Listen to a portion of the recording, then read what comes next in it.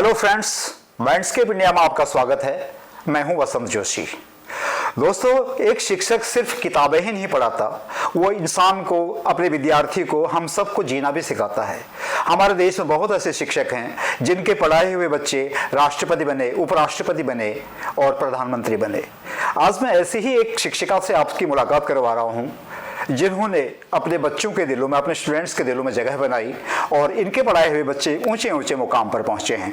और दोस्तों, आज खास बात यह है कि इन्हें गत शिक्षक दिवस को बेस्ट टीचर अवार्ड से भी सम्मानित किया गया है। इनका नाम है श्रीमती सविता खेलाल जोशी, जिनके बिना शिक्षा की यात्रा बहुत अधूरी है। मैम, आपका स्वागत है माइंडस्केप इंडिया में। नमस्कार। और आपको सबसे पहले मैं बधाई देता हूँ, आपको बेस्ट टीचर अवार्ड मिला। तो आपको कैसा महसूस हो रहा है? धन्यवाद वसंत जी। सबसे पहले धन्यवाद आपका कि आपने एक शिक्षिका और शिक्षक जो इस देश की भविष्य बनाते हैं उनका इंटरव्यू लेने की सोची। मुझे बेस्ट टीचर अवार्ड के लिए जब चुना गया तो उस समय मुझे लगा कि मैं ही क्यों, इतने सारे टीचर्स स्कूल में हैं, सब मेहनत से काम करते हैं। फिर मुझे लगा कि शायद मैं उन सब से अपने आप को अपग्रेड करके रखती हूँ। उन सब से, जैसे एक समतल भूमि होती है ना, जो भी चीज़ थोड़ी सी भी एक्स्ट्रा ऑर्डिनरी होती है वो थोड़ा ऊंचा उठ जाती है। तो हो सकता है कि हमारी मैनेजमेंट टीम ने ये देखा हो कि मैं थोड़ा सा ऊंचे उभरी हुई हूँ। मैं क्योंकि हर समय अपने आप को अपडेट करके रखती हूँ, नई टेक्नोलॉजी आजकल आए दिन आती रहती है।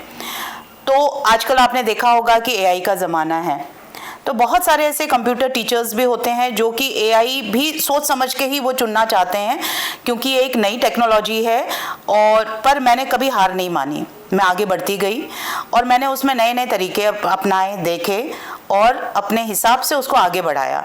तो वो रिकॉग्निशन मुझे मिली, जिस कारण से कि जब उन्होंने मेरा नाम इसलिए चुना बेस्ट टीचर के लिए, तो मुझे बहुत खुशी हुई। सबसे पहले ये बात मैंने अपने पति को बताई, अपने बच्चों को, फिर मम्मी को बताई। सबकी खुशी का कोई ठिकाना नहीं रहा। और जब मुझे बेस्ट टीचर अवार्ड मिला, उस समय आप समझ सकते हैं कि इतने सालों पहले भी मुझे एक बार मिल चुका है, 2017 में मिला था, और फिर से ये मिलना बहुत ही खुशी की बात है। Thank you very much. आपका यह सफर कब शुरू हुआ? आपको इससे प्रेरणा कैसे मिली आपको कि मुझे पढ़ाना चाहिए? मेरा शिक्षिका बनने का सफ़र, जब मैंने ग्रेजुएशन की, हिमाचल प्रदेश यूनिवर्सिटी से ग्रेजुएशन की। मेरे डैडी आर्मी में मेजर थे, अब वो नहीं है हमारे बीच। उन्होंने मुझे कहा कि एक प्रोफेशनल कोर्स करना ज़रूरी है। तो मैंने एंट्रेंस एग्ज़ाम दिया कुमाऊँ यूनिवर्सिटी का, बीएड। उस समय एंट्रेंस एग्ज़ाम्स होते थे। मैंने पढ़ाई नहीं की थी, पर जो एक, अगर आप कंटिन्यूसली आप पढ़ रहे हो तो उसके लिए फिर क्या होता है कि आपको एक्स्ट्रा पढ़ाई करने की ज़रूरत नहीं पड़ती है। सिर्फ रात को मेरे पापा ने किताब खरीद के दी, मैंने रात को उसमें कौन कौन से आ रहे हैं, किस टाइप के सेक्शंस आ रहे हैं, क्या है, वो पढ़ा, समझा।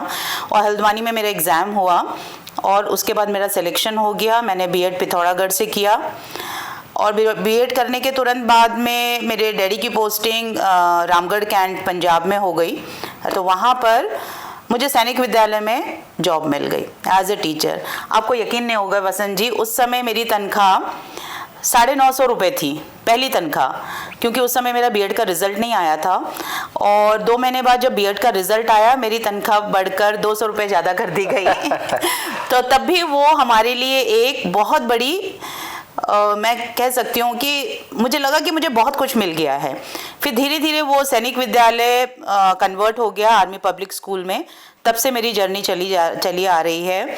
मुझे almost 33+ teaching experience in different army schools, क्योंकि मेरे डैडी आर्मी में थे। जहाँ पोस्टिंग जाते थे, मुझे अगर मैं परमानेंट भी हो जाती थी तो वहाँ से मुझे जॉब छोड़कर अपने डैडी के साथ शिफ्ट करना पड़ता था। मैम, इस लंबे सफ़र में 33 इयर्स का सफ़र काफ़ी लंबा होता है, इसमें किन किन चुनौतियों का आपको सामना करना पड़ा और कहाँ से आपने क्या क्या प्रेरणाएं ली? जैसे कि मैंने आपको बताया कि मैंने अलग अलग आर्मी स्कूल्स में जॉब करी, क्योंकि अगर आप एक जगह पर स्थापित रहते हो तो आप अभी और ऊंचे उठ सकते हो। पर जहाँ जहाँ मैंने स्कूल में ज्वाइन किया, मुझे शुरुआत से शुरू करनी पड़ी। हर जगह क्योंकि न्यू अपॉइंटी होता था, पीछे का एक्सपीरियंस देखते थे, पर हर जगह उसको नया अपॉइंटी माना जाता था। मुझे क्लास 1 से शुरुआत करनी पड़ती थी हर जगह पे, और उसके बाद अपने आप को साबित करने के लिए हमें हर समय, चाहे प्रिंसिपल चेंज हो जाए, हमें अपने आप को साबित करना पड़ता था। तो इस तरीके से अब मैं एक बहुत ही स्थापित तरीके से मैं कह सकती हूँ, जो इज्जत एक टीचर को, सीनियर टीचर को मिलना चाहिए, वो मुझे मिल रही है। और मैं अपने पढ़ाने से भी बहुत खुश हूँ, क्योंकि मेरे पढ़ाए हुए बच्चे बहुत ऊंची ऊंची जगहों पे पहुँचे हुए हैं, और जिससे फिर हमें बहुत खुशी मिलती है। मैम, आज के बच्चे और आज से 10-15 साल जो बच्चे आपके पास में पढ़ते थे, उनके बीच में आप क्या अंतर महसूस करती हैं? आज के बच्चे बहुत ही ज़्यादा स्मार्ट हैं। 15-16 साल पहले के बच्चे भी उतने ही स्मार्ट थे, पर उतना अवेयरनेस नहीं था, क्योंकि आपने देखा होगा इंटरनेट का ज़माना नहीं था। 25 साल पहले जब मैं पढ़ाती थी, उस समय बच्चे टोटली टीचर के ऊपर डिपेंडेंट रहते थे। टीचर जो कुछ पढ़ा रहा है वो लोग उसको ग्रहण करते थे, उसी के पढ़ते थे। किताबें होती थी, कंपटीशन सक्सेस वगैरह होती थी, इनसे वो पढ़ाई करते थे, और जो कुछ टीचर कह रहा है उसको मानते थे। पर आजकल के बच्चे बहुत स्मार्ट हैं, वो तरह तरीके के तरीके ढूंढते हैं कि इसका जवाब मेरी टीचर के पास है कि नहीं है। इसलिए मैं कहना चाहूँगी कि टीचर को हर समय अपडेट रहना चाहिए। जो कुछ भी इस दुनिया में हो रहा है उसको सीखना चाहिए और आगे बढ़ता रहना चाहिए, तभी आप आगे अपनी मंजिल को पा सकते हैं। मैम, टेक्नोलॉजी, आज तकनीकी का ज़माना है, तो ये जो नई तकनीकी है स्कूलों में चल रही है, बच्चे उसको ग्रहण कर रहे हैं, उससे बहुत सारी चीज़ें सीख रहे हैं। ये बच्चों के लिए अच्छा है या फिर बच्चे इससे डिस्ट्रैक्ट हो रहे हैं? आपका क्या अनुभव है इसमें? जी, टेक्नोलॉजी का ज़माना है, तो इससे आपने देखा भी होगा कि जब टेक्नोलॉजी बढ़ी तो हमारा देश आगे बढ़ा है, प्रोग्रेस हुआ है। तो इसके द्वारा बच्चे हमारे बहुत आगे बढ़े हैं, विदेशों में जाकर। कई तो एरोनॉटिकल इंजीनियर भी हमारे स्कूल से निकल के गए हैं, और जो कि अभी इस टेक्नोलॉजी से ये है कि बच्चे डिस्ट्रैक्ट, मैं कह सकती हूँ कि 70% तो उनके पढ़ने में बहुत हेल्पफुल है, 30% बच्चे डिस्ट्रैक्ट होते हैं। पर ये बच्चों के ऊपर भी डिपेंड करता है कि उसमें कितना विल पावर है कि उसको पॉजिटिव तरीके से लें, ना कि नेगेटिव तरीके से लें। तो ये एक बच्चे के विल पावर पे और उनको सही गाइडेंस करने के लिए उनके टीचर्स और पेरेंट्स की बहुत बड़ी जिम्मेदारी है। मैम, आप अपनी क्लास को रोचक और प्रेरणादायी बनाने के लिए क्या तरीके अपनाती हैं, ताकि काफ़ी रुचि के साथ बच्चे उस सब्जेक्ट को, उस लेसन को, उस चैप्टर को पढ़ें जिसे आप पढ़ा रही हैं?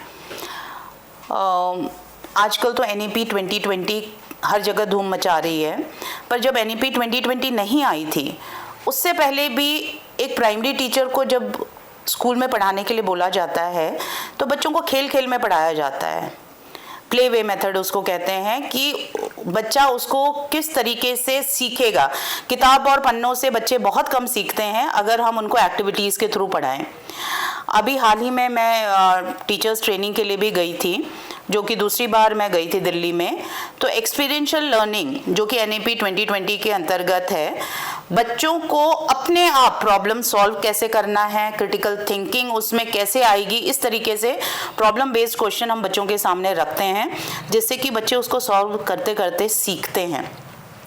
तो हम लोगों ने जो अपने सिलेबस और लेसन प्लान हम लोग जो प्लान करते हैं, वो इसी बेसिस पे करते हैं कि वो एक्टिविटी बेस्ड हो। हम एक्टिविटी भी करा लेते हैं, बच्चे उससे सीख भी जाते हैं, पता भी नहीं चलता है। और अगर हम वही चीज़ किताबों के थ्रू पढ़ाएंगे तो हमें बहुत टाइम लग जाएगा, पर खेल खेल में पढ़ा के बच्चों को समझ में ही नहीं आता है कि अरे ये लेसन हमारा कंप्लीट भी हो गया, और जब क्वेश्चन पूछो तो तुरंत जवाब भी देते हैं। मैम, कोई ऐसा बच्चा जिसे आपने पढ़ाया हो और अब आपको खुद पर गर्व होता हो कि इस बच्चे को मैंने पढ़ाया था? ऐसे तो बहुत सारे बच्चे हैं, और अब बच्चे जब बड़े हो जाते हैं तो फेसबुक से हमारे टच में रहते हैं वो, तो बहुत सारे ऐसे बच्चे हैं। मैं एक नाम लेना चाहूँगी, हमारे स्कूल में ही उनकी मम्मी थी पूजा दुबे, उनकी बेटी पूजन दुबे, उनको मैंने पढ़ाया था। वो अभी एरोनॉटिकल इंजीनियर है और अभी जर्मनी में वो जॉब कर रही हैं। और 2-3 बच्चे जो फेसबुक के थ्रू जब ढूंढकर उन्होंने मुझे बताया कि वो बहुत ही बैंगलोर की एक कंपनी में इंजीनियर हैं, तो मुझे बड़ी खुशी हुई। और उन्होंने कहा, मेरे को याद करना पड़ा कि 30 साल पहले वो बच्चा कैसा दिखता था। जब उन्होंने अपने घर के नाम बताए, क्योंकि वो 1-2 बार उन्होंने मुझे बुलाया था, तो मैं उनके घर भी गई थी, तो रिक्की और रिंकल नाम मुझे अभी भी याद है। उन्होंने कहा कि मैम आपने हमें पीटा भी बहुत था। उनको मैथ्स के टेबल लर्न करने के लिए मैंने उन पे बहुत ज़ोर दिया था। उस समय तो मुझे लगा था कि ऐसा नहीं करना चाहिए, पर उन्होंने कहा मैम आपने हमें सही दिशा दिखाई, हमें जो पीट पीट कर आपने टेबल से याद कराया और मैथ्स और साइंस की तरफ हमारा जो ध्यान आपने मोड़ा, उसकी वजह से वो आज भी मेरा धन्यवाद करते हैं और मैं उनके अभी भी टच में हूँ। मैम, जब कभी बहुत थक जाती हैं आप पढ़ाते पढ़ाते, क्योंकि हम जानते हैं शिक्षक का काम बहुत आसान नहीं है, तो ऐसे में आपका ताकत का स्रोत क्या है, कहाँ से ऊर्जा पाती हैं आप? मेरा बेटा 10th में है और मेरी बेटी क्लास 5 में है। स्कूल में मैं चलती रहती हूँ, थक भी जाती हूँ, पर छुट्टी के समय जैसे ही मेरी बेटी आके मेरे गले लगती है और बोलती है मम्मा आई लव यू, या मम्मा आप कैसे हो, देखो मेरा ये हुआ, आज मैंने ये किया, उसकी बातें सुनते ही मेरी सारी थकान मिट जाती है। और जब मेरा बेटा सीनियर विंग से मेरे पास आता है छुट्टी के बाद, क्योंकि टीचर्स का स्टे बैक होता है, हमें रुकना पड़ता है करेक्शन के लिए या दिन भर का काम समेटने के लिए, हर स्कूल में ये होता है। और जब मेरा बेटा मेरे पास आता है तो तब मुझे और भी चैन की सांस मिलती है और पूरी थकान मेरी दूर हो जाती है, और फिर मैं नए सिरे से घर में आकर फिर अपनी घर गृहस्थी पे भी उतना ही ध्यान देती हूँ। मैम, आपको 2 बार बेस्ट टीचर अवार्ड मिल चुका है। अब आप इससे आगे आपकी क्या प्लानिंग है, क्या सोचती हैं आप, क्या इच्छा है आपकी? जी अभी मेरे रिटायरमेंट को थोड़ा टाइम है। जब मैं रिटायर हो जाऊंगी तो उसके बाद मेरी प्लानिंग है कि मैं अपना एक छोटा सा स्कूल खोलूं। उस समय की कैसी परिस्थितियां रहेंगी, ये तो मेरा एक सपना है कि मैं खोलूं और छोटे बच्चों को नए तरीके से पढ़ाऊं। और अभी मैं चाहती हूं कि अगर अपडेट तो मैं रहती हूँ, आगे मैं अपनी पढ़ाई भी कर रही हूँ, जो भी हमारी नेसेसिटी है। आजकल ब्रिज कोर्स के लिए बोला गया है, डीलेट के लिए मैंने अप्लाई किया हुआ है, डीलेट हो जाएगा, तो उसके बाद मैं चाहती हूँ कि आने वाली जो पीढ़ी है, नए टीचर्स हैं, उनको भी मैं नए तरीके सिखाऊं और मैं पूरी तरह बच्चों के प्रति समर्पित रहना चाहती हूँ ताकि हमारे देश का भविष्य बहुत ही उज्जवल हो। मैम, जो नए शिक्षक हैं, युवा शिक्षक हैं, उनको आप क्या मैसेज देना चाहेंगे? नए शिक्षकों के लिए मेरा एक बहुत बड़ा मैसेज ये है कि इसको टीचिंग जॉब को आप पैसे कमाने का जरिया ना समझें, पूरी तरीके से समर्पित रहें और कभी भी कोई भी काम आपके सामने, चाहे आपके सीनियर दे, मैनेजमेंट दे, कभी ना कहें, उसको ग्रैब द अपॉर्चुनिटी। आप अपॉर्चुनिटी मेरे सामने आएगी तब मैं करूँगा, ऐसा नहीं। जहाँ आपको अपॉर्चुनिटी मिल रही है, yes ma'am, yes sir, I will do it, अपने आप को आगे बढ़ा के देखिए तो सफलता आपके कदम चूमेगी और आपको भी ज़रूर रिकॉग्निशन मिलेगी और आप भी सब में से उठकर आगे बढ़ोगे और नए मुकाम हासिल करोगे। यही मेरा मानना है कि कभी आप किसी भी चीज़ के लिए, चाहे कैसा भी वर्क हो, एक चुनौती के जैसे उसको एक्सेप्ट करो, सामना करो। नहीं आता है तो अपने सीनियर से सीखो और उसको करने का पूरे जोश के साथ उसको करिए। मैम, कोविड के समय में जब क्लासेज ऑनलाइन हो गई थी तो उस समय आपने कैसे बच्चों को पढ़ाया और जो आपने बच्चों को उस वक्त पढ़ाया उसका क्या रिस्पॉन्स रहा, क्या रिजल्ट रहा? कोविड के समय बहुत ही बड़ी चुनौती थी उन टीचर्स के लिए जो कि टेक सेवी नहीं थे, जिनको कि प्रेजेंटेशन बनाने में दिक्कत आती थी, हिचकते थे, कंप्यूटर छूने में उनको डर लगता था। ऐसे समय में मैंने बहुत सारे टीचर्स को सिखाया कि कैसे वीडियोस बनाया जाता है और कैसे इसको अपलोड करके गूगल के थ्रू बच्चों तक पहुंचाया जा सके। मेरे पति एक जर्नलिस्ट हैं, उनसे मैंने वीडियो बनाना सीखा, एडिटिंग सीखी, जो कि उस समय कोविड के समय हमें बहुत काम आई और उसको हम लोग यूट्यूब चैनल पे अपलोड करके बच्चों से शेयर करते थे। बच्चे क्योंकि अपने ही टीचर की भाषा उनको सही ढंग से समझ में आती है, नहीं तो यूट्यूब में तो लाखों ऐसे मिलेंगे आपको, सब्जेक्ट्स मिलेंगे हर टॉपिक पे, पर अपने टीचर का पढ़ाया हुआ बच्चे अच्छे से समझ सकते हैं। तो हम लोगों ने अपने अपने वीडियोस बनाकर बच्चों के साथ उस समय शेयर किए और इससे बच्चों को कभी भी दिक्कत ना हो पाई। तो ये हमारे लिए एक चुनौती थी जिसमें मैंने बच्चों की भी हेल्प करी और साथ ही साथ अपने साथी टीचरों की भी हेल्प करी। मैम जी, बच्चे, इस पूरे देश के बच्चे जो स्कूल जाते हैं कक्षा 1 से लेके चाहे 10+2 हो या ग्रेजुएशन कर रहे हो या पीजी कर रहे हो, उन सबको एक बेहतरीन शिक्षक होने के नाते आप क्या संदेश देना चाहेंगे? सबसे पहले तो मैं ये कहना चाहूँगी बच्चों से कि अपना टारगेट बना लें। टारगेट महीने भर का बनाओ या हफ्ते, शुरुआत आप हफ्ते की कीजिए कि एक हफ्ते में मेरे को इतना पढ़ना है। टारगेट आप लिख लीजिए और उसके बाद एक हफ्ते के बाद आप देखिए कि उसमें से आपने कितना अचीव किया है।